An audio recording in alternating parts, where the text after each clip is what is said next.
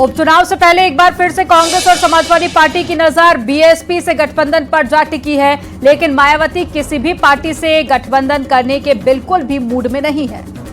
मायावती ने क्लियर कर दिया है कि वो आरक्षण विरोधी पार्टियों के साथ किसी भी चुनाव में गठबंधन नहीं करेंगी।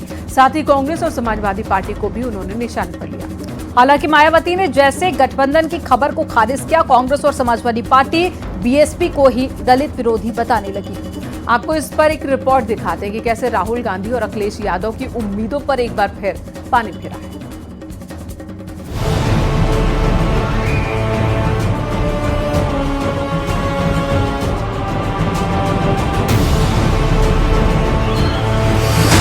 उत्तर प्रदेश में जिस गठबंधन की हवा लोकसभा चुनाव से पहले उठी थी, एक बार फिर वही हवा उपचुनाव से पहले बहने लगी है। वो इसलिए क्योंकि मायावती ने एक दिन पहले अखिलेश यादव और उनकी पार्टी की तारीफ की थी।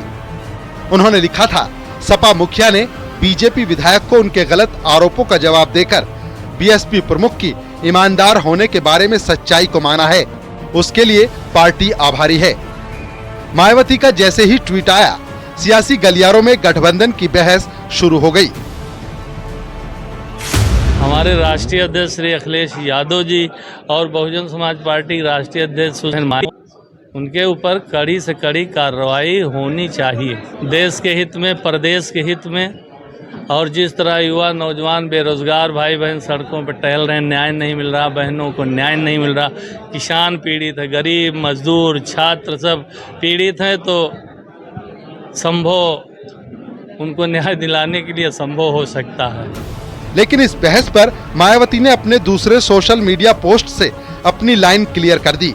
मायावती ने सोशल मीडिया प्लेटफॉर्म एक्स पर लिखा, सपा और कांग्रेस जैसी आरक्षण विरोधी पार्टियों के साथ अब किसी भी चुनाव में इनसे कोई गठबंधन आदि करना क्या एससी, एसटी और ओबीसी वर्ग के हित में उचित होगा? ये कतई नहीं होगा।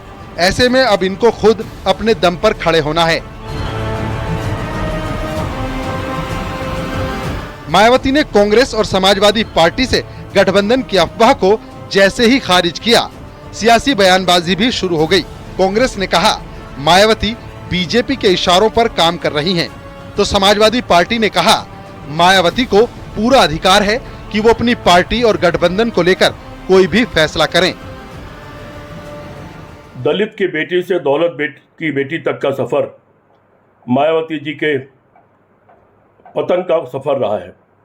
कहाँ तो वो बहुत दबंग मुख्यमंत्री होती थी उत्तर प्रदेश की, और एक समय लगता था कि कभी प्रधानमंत्री बन सकती हैं, लेकिन उन्होंने बाबा साहब अम्बेडकर से लेकर मान्यवर काशीराम तक के मिशन को जिस तरह चौपट किया, वो इतिहास में दर्ज है अपने आप में।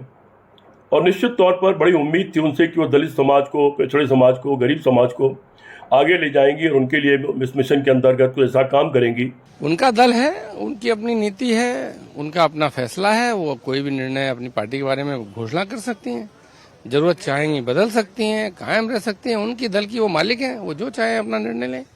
और इस समय न कोई चुनाव है, न कोई इस तरह की गठबंधन की कोई चर्चा है, तो इसलिए हमारा ज्यादा इत्तेफाक नहीं है। उनके दल की नीति है।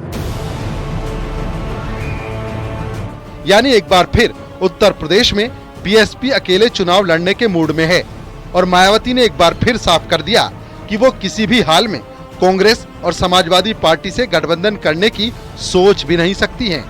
हालांकि मायावती के इस डबल स्टैंड से अखिलेश और राहुल गांधी जरूर कंफ्यूज हैं। Bureau report, news 18।